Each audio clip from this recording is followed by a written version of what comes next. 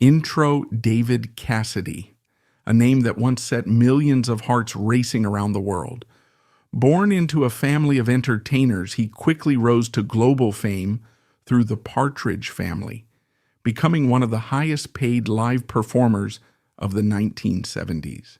But behind the dazzling spotlight was a life filled with immense pressure, personal struggles, and painful sacrifices. Today we'll take a deep dive into the incredible journey of David Cassidy, his meteoric rise, his battles with fame, and the legacy he left behind in the world of music and television. 1. Childhood and family.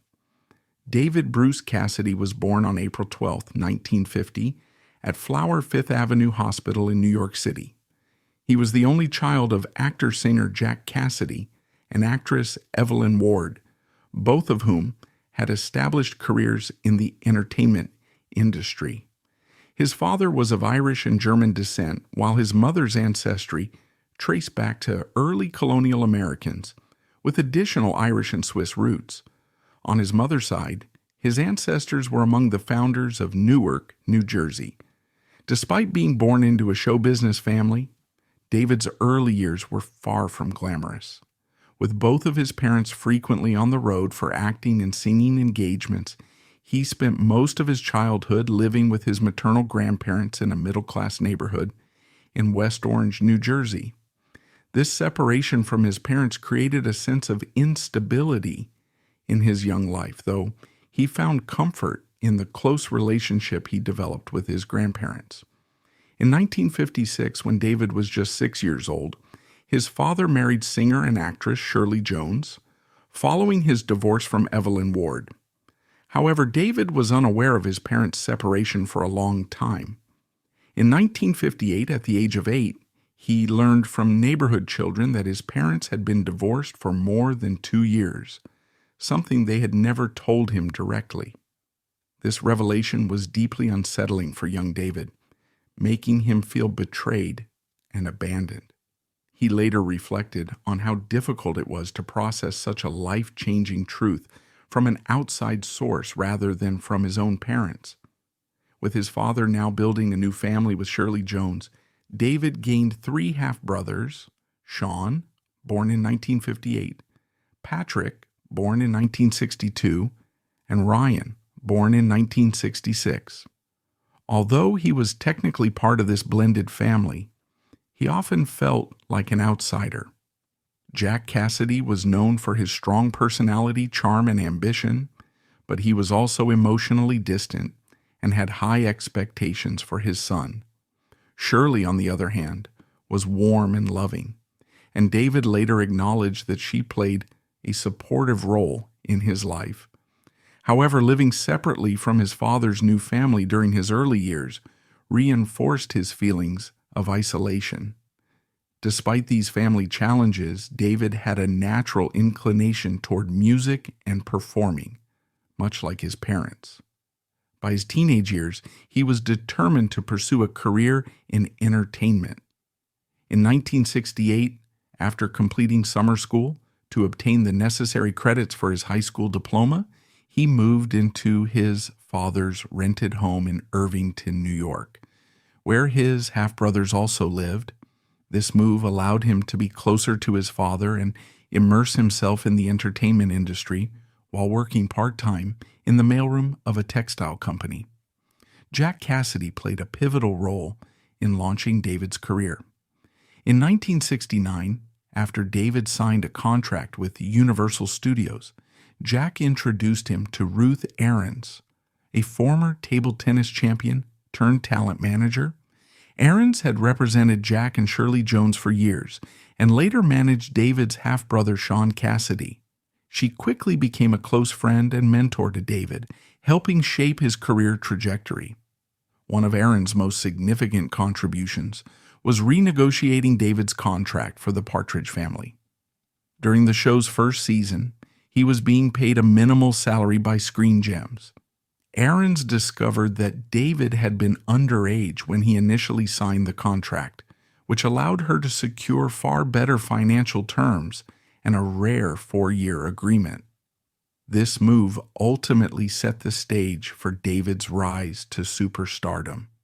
David Cassidy's childhood was marked by emotional struggles, feelings of abandonment, and a longing for stability.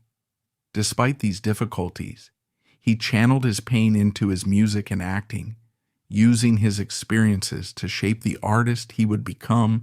His complicated relationship with his father, his deep admiration for Shirley Jones, and his determination to carve out his own identity all played a role in defining his career. 2.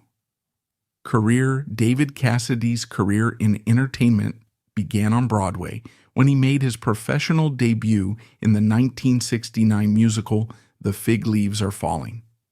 Though the show closed after just 4 performances, his talent caught the attention of a casting director, leading him to a screen test in Los Angeles. This opportunity paved the way for a contract with Universal Studios, where he landed guest roles in popular television series such as Ironside, Marcus Welby, MD, Adam 12, and Bonanza. However, his real breakthrough came in 1970 when he was cast as Keith Partridge in the Partridge Family, a musical sitcom about a fictional family band. While he initially took the role for the acting opportunity, the show's unexpected musical success transformed him into a teen idol. Cassidy became the lead singer of the Partridge Family's real-life music releases, with I Think I Love You becoming a massive hit, reaching number 1 on the Billboard Hot 100. The show produced several best-selling albums, with songs that topped charts in multiple countries. As the series gained worldwide popularity, Cassidy's image as a heartthrob intensified. His signature shaggy haircut, boyish good looks, and musical talent made him one of the most sought-after young stars of the 1970s. He was frequently featured on the covers of teen magazines, and the demand for his music and merchandise skyrocketed. Recognizing his immense popularity, Cassidy launched a solo music career while still starring in the Partridge Family. His debut single, a cover of the Association's Cherish, became a major hit, reaching number 1, 9 on the U.S. charts, number 2 in the U.K., and number 1 in Australia and New Zealand. He followed up with successful singles like How Can I Be Sure and the double-A side Daydreamer, the Puppy Song, both of which topped the UK charts. By the early 1970s, Cassidy's concerts had become events of mass hysteria. His sold-out shows attracted tens of thousands of screaming fans, with security often struggling to maintain control. In 1972, he performed 2 back-to-back shows at the Houston Astrodome, each attended by 56,000 fans. Similar scenes of overwhelming adulation occurred worldwide, particularly in the UK, Australia, and Japan. The intensity of his fan base, dubbed Cassidy Mania, reached its peak in 1974, but it also came with consequences. During a concert at London's White City Stadium, a tragic stampede occurred, leading to numerous injuries and the death of a 14-year-old girl. Deeply shaken by the incident and feeling increasingly disillusioned with the pressures of fame, Cassidy announced that he would step back from touring to focus on his artistry rather than commercialized teen idol success. After the Partridge Family ended in 1974, Cassidy attempted to move away from his teen idol image by pursuing more serious acting roles. He achieved a career milestone in 1978 when he earned an Emmy nomination for his performance in Police Story. In the episode A Chance to Live, he played an undercover cop infiltrating a high school drug ring, a role that was a stark contrast to his wholesome Partridge Family character. His critically acclaimed performance proved his range as an actor and demonstrated that he was capable of handling dramatic roles. By the 1990s, David Cassidy had successfully transitioned away from his teen idol past and reinvented himself as a respected theatrical performer, Las Vegas headliner, and entertainment producer. No longer just the fresh-faced star of the Partridge Family, he embraced new creative challenges, demonstrating his ability to captivate audiences well beyond his early pop career. Cassidy's passion for live performance led him to theater, where he found a new way to showcase his talents. His work on stage allowed him to escape the constraints of his former teen idol persona, proving that he was a versatile and dynamic performer. In the early 1990s, Cassidy took on the title role in Joseph and the Amazing Technicolor Dreamcoat, one of the most beloved musicals of its time. This production, originally composed by Andrew Lloyd Webber and Tim Rice, had been a launching pad for many high-profile performers, and Cassidy's involvement reaffirmed his credibility as a leading man in theater. The show's success demonstrated that he had the vocal and acting range to handle demanding roles, rather than being confined to light-hearted television and pop music. Around the same time, he also appeared in Time, a sci-fi rock musical that ran in London's West End. Unlike Joseph and the Amazing Technicolor Dreamcoat, which was a well-established musical, Time was a more experimental and ambitious production, incorporating futuristic themes, elaborate visual effects, and rock music. Cassidy's role in the show helped him expand his artistic repertoire, proving he was not afraid to take risks in his career. However, one of the most significant theatrical moments of his career came in 1993 when he starred in Blood Brothers on Broadway. The musical, written by Willie Russell, tells the tragic story of twins separated at birth, who grow up in different social classes and eventually meet with devastating consequences. Cassidy starred alongside his half-brother Sean Cassidy, making this a rare family collaboration. The role was a departure from his usual musical performances, as Blood Brothers required emotional depth and dramatic intensity. The production was critically acclaimed, and Cassidy's performance earned positive reviews, proving once again that he had successfully moved beyond the pop image that had defined him in the 1970s. For audiences who had known him only as a teen idol, his work in Blood Brothers was a revelation, showcasing his ability to handle complex storytelling and deep character development. By the mid-1990s, David Cassidy had successfully transitioned into the world of Las Vegas entertainment, a move that would define the next phase of his career. Having already established himself in television, music, and Broadway, Cassidy was no stranger to the spotlight. However, Las Vegas offered a unique stage, one that valued showmanship, grand productions, and the ability to captivate diverse audiences night after night. Unlike television, which could immortalize a performance, or music, which allowed an artist to evolve across albums, Las Vegas residencies demanded consistency, stamina, and a larger-than-life presence. It was a setting built for entertainers who thrived on live performance, and Cassidy embraced the challenge wholeheartedly. In 1996, Cassidy was cast as the lead in EFX, a multi-million-dollar stage production, at the MGM Grand, taking over the role from Michael Crawford, the original star of The Phantom of the Opera. This was not just another musical. EFX was one of the most elaborate and ambitious productions in Las Vegas at the time, incorporating special effects, high-tech illusions, aerial stunts, and intricate set designs that push the boundaries of traditional stage performances. Unlike a concert tour, where artists could rotate cities and adjust their schedules, Las Vegas residencies required performers to deliver night after night in the same venue, maintaining the same energy and enthusiasm. Cassidy's role in EFX was incredibly demanding, requiring intense physical exertion, precision timing, and a commanding stage presence. His performances involved not only singing and acting, but also coordinating with large-scale technical effects and performing in action-heavy sequences. Despite the grueling nature of the production, Cassidy thrived in the role.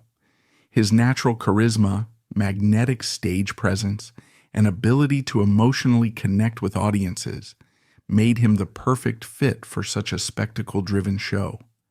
Fans who had followed him since his Partridge Family days were eager to see him in this new, more mature phase of his career, while new audiences were drawn in by the show's cutting-edge production values. Recognizing an opportunity to put his own creative stamp on the production, Cassidy worked closely with the creative team to rework certain elements of the show, ensuring that it reflected more of his own musical style and performance sensibilities. This level of involvement demonstrated his commitment to evolving as an artist, rather than merely stepping into a pre-existing role. By the time he finished his run in EFX in 1998, Cassidy had cemented himself as a major force in the Las Vegas entertainment scene. The show's success reaffirmed that, even decades after his initial rise to fame, he remained a highly bankable performer. His ability to adapt to new entertainment landscapes while staying true to his musical roots solidified his reputation as more than just a former teen idol. He was a seasoned entertainer who could command any stage. Following his successful 2-year run in EFX, Cassidy wasn't content to simply star in another pre-existing production. Instead, he decided to take a more hands-on creative role in his next venture. This led to At the Copa, a musical production staged at the Rio Hotel and Casino in 2000. Unlike his previous work, where he was a performer within a larger production, Cassidy took on the challenge of co-writing the show, working alongside television producer Don Rio. This move marked a new level of artistic involvement, allowing him to shape not only the performance aspects but also the storytelling and musical direction of the show. At the Copa was a high-energy theatrical spectacle that blended multiple musical influences, including big band swing, Latin rhythms, and classic pop music.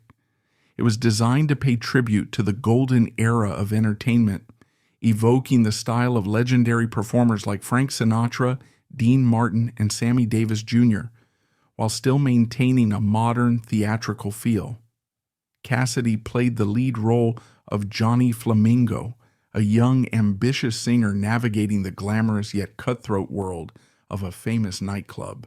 The storyline resonated with themes of aspiration, showbiz struggles, and the pursuit of fame, which mirrored many of the experiences Cassidy had faced in his own career.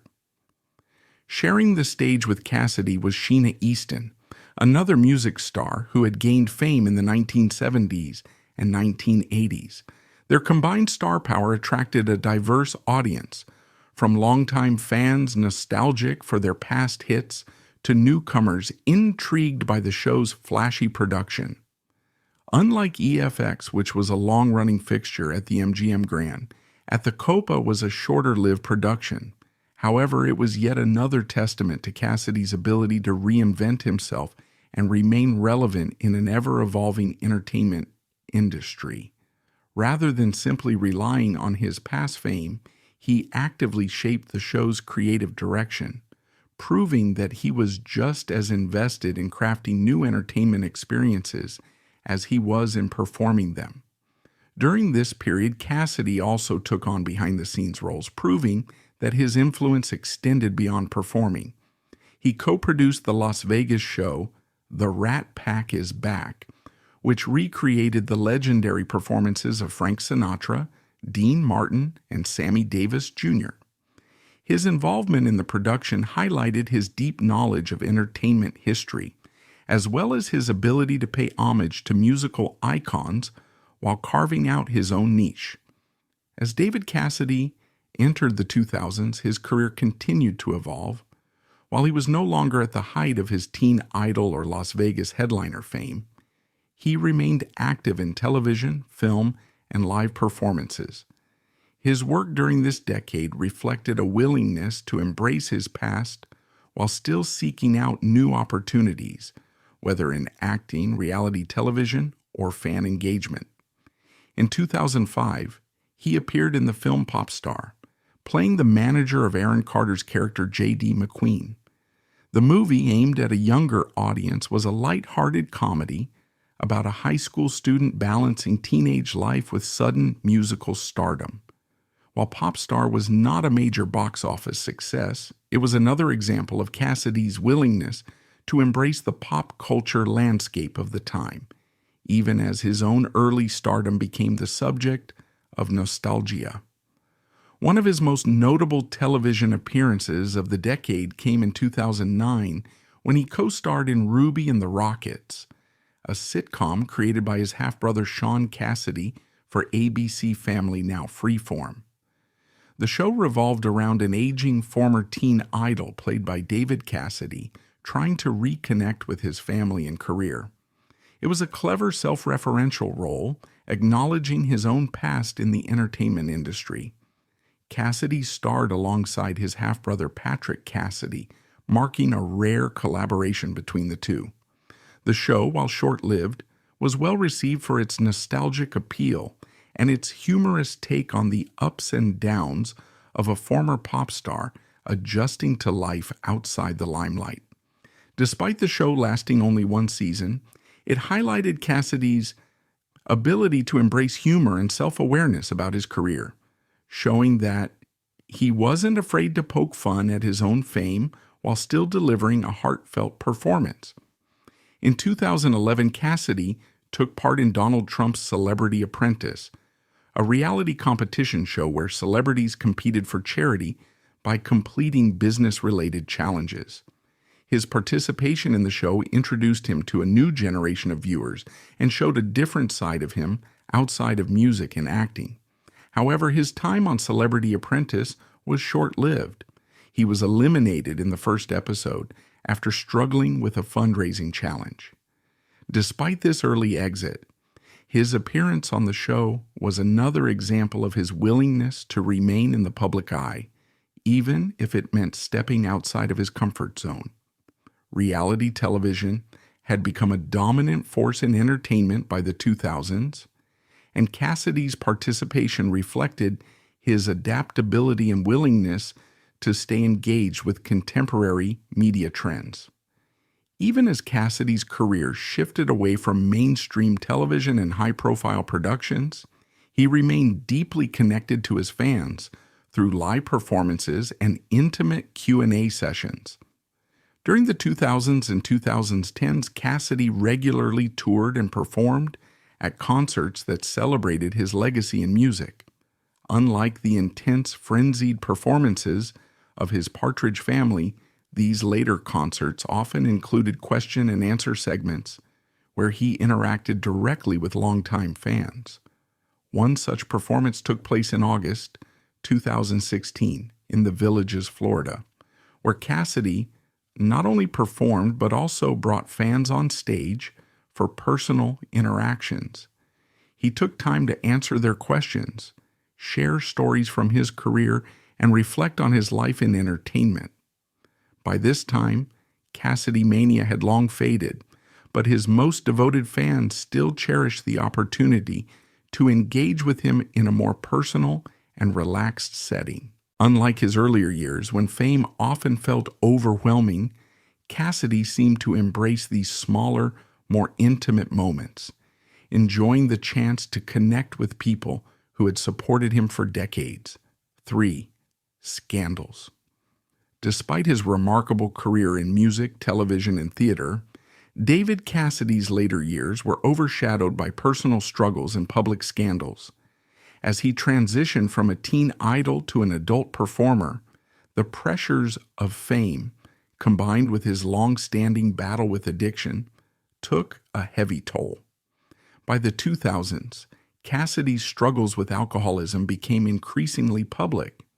In 2008, he admitted that alcohol had been a persistent issue in his life. His drinking led to multiple run-ins with the law, resulting in 3 separate arrests for driving under the influence.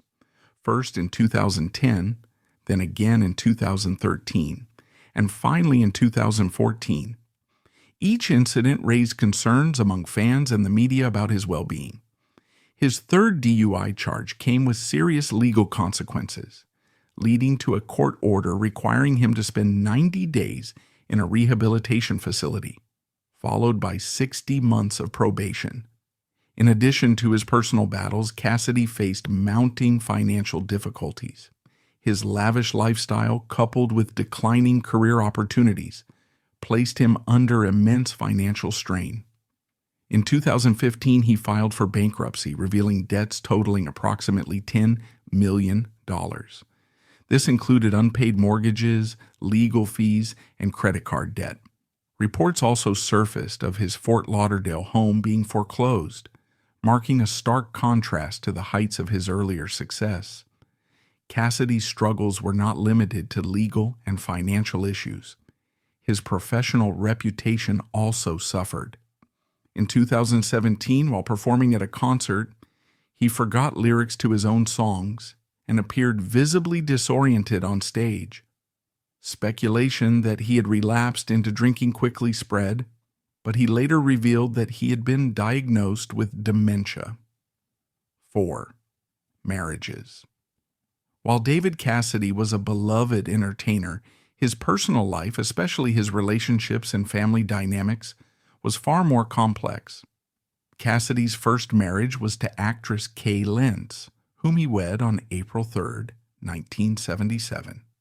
At the time, he was actively trying to move away from his teen idol persona and establish himself as a serious actor and musician. Lentz, an Emmy-winning actress best known for her role in Rich Man, Poor Man, seemed to bring a sense of grounding to his life. Initially, their relationship appeared to be a fresh start for Cassidy, who was trying to regain control of his career and personal identity after years of intense fame. However, the pressures of Hollywood, Cassidy's struggles with identity, and the unresolved emotional toll of his early stardom took a toll on their marriage. The couple ultimately divorced in 1982 or 1983, marking the first of many personal setbacks for Cassidy. In later interviews, Lentz reflected on their relationship, describing how difficult it was to be married to someone who had been so intensely idolized. She explained that Cassidy had become disillusioned with fame and was searching for something more meaningful, but the weight of his past celebrity status always loomed over their relationship. Not long after his divorce from Lentz, Cassidy married his second wife, Meryl Tanz, in 1984. Unlike his first marriage, which had been highly publicized, this relationship remained largely out of the spotlight. Tanz, a successful horse breeder, was not involved in the entertainment industry, which may have provided Cassidy with a sense of escape from the pressures of Hollywood. However, their marriage was short-lived, ending in 1985 or 1986. Although there is little public information about the specifics of their divorce, it became clear that Cassidy's personal struggles were beginning to impact his ability to maintain stable relationships. His ongoing battle with substance abuse, the unpredictability of his career, and the emotional weight of his past fame may have all played a role in the marriage's dissolution.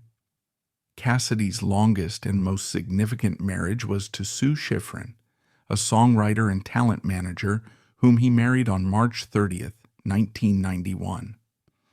Unlike his previous relationships, this one appeared to offer Cassidy a sense of stability for a longer period. Shortly after their wedding, they welcomed their only child together, Beau Cassidy, born in 1991.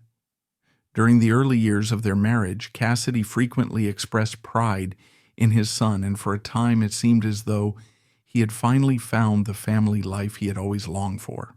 However, as his career declined in the late 1990s and early 2000s, and as his struggles with alcoholism worsened, cracks began to appear in their relationship.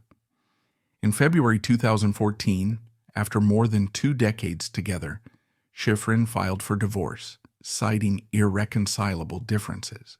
The split was yet another emotional blow for Cassidy, who later admitted that he was devastated by the loss of his marriage. Schifrin later spoke about their relationship, expressing her frustration over Cassidy's struggles with addiction and the toll it had taken on their family life. Despite their separation, Cassidy remained close to their son Bo Cassidy, who followed in his father's footsteps and pursued a career in music and acting. Bo trained in musical theater and appeared in various productions, carrying on his father's legacy in entertainment. In addition to Bo, Cassidy had a daughter, Katie Cassidy, born on November 25, 1986, from his relationship with model Sherry Williams. Unlike Bo, who was raised by Cassidy and Schifrin, Katie grew up with her mother and had little contact with her father during her formative years. Katie went on to become a successful actress, best known for her role as Laurel Lance / Black Canary in Arrow. Despite her success in Hollywood, her relationship with her father remained distant. In interviews, Cassidy admitted that he had not been a significant presence in Katie's life and that she had been raised primarily by her mother and stepfather. In a 2017 interview, he candidly stated, "I wasn't her father. I was her biological father, but I didn't raise her. She has a completely different life." Despite their estrangement, Katie spoke fondly of Cassidy after his passing, expressing admiration for his talent and the impact he had on the entertainment industry. However, the emotional distance between them remained a stark contrast to the relationship Cassidy had with his son, Bo. 5. Other relationships. Beyond his marriages and children, David Cassidy's personal life was filled with both close friendships and legal disputes that further complicated his later years. While he had strong professional connections in the entertainment industry, some of his personal relationships were overshadowed by financial and legal troubles. One of the more notable legal battles Cassidy faced involved a dispute over co-owned thoroughbred horses. Throughout his life, Cassidy had a deep love for horses and was actively involved in horse breeding and racing. However, his passion for the industry eventually led to legal entanglements. In his later years, he became embroiled in a lawsuit concerning ownership and financial obligations related to a group of thoroughbreds, which only added to his already mounting financial struggles. This dispute was just one of many signs that Cassidy's personal and financial affairs were becoming increasingly unstable. Despite his legal troubles, Cassidy remained committed to causes that were deeply personal to him. One of the most significant advocacy efforts in his later years was his work in Alzheimer's research and prevention, a cause that became especially important to him after witnessing his mother, Evelyn Ward, suffer from the disease. Evelyn battled Alzheimer's for several years before passing away in 2012, and Cassidy often spoke about the emotional toll it took on him. In 2011, he recorded a public service announcement to raise awareness and funding for Alzheimer's research, using his platform to encourage early detection and support for those affected by the disease. Cassidy's devotion to this cause stood in contrast to the struggles he faced in his own life. While he actively promoted brain health and the importance of research, he was privately battling his own health and addiction issues. His advocacy work reflected a desire to make a difference and to honor his mother's memory, even as he continued to face personal setbacks. In addition to these challenges, Cassidy's relationships with colleagues and industry peers were also affected by his struggles. While he remained friendly with many of his former Partridge Family co-stars, tensions occasionally arose over the years.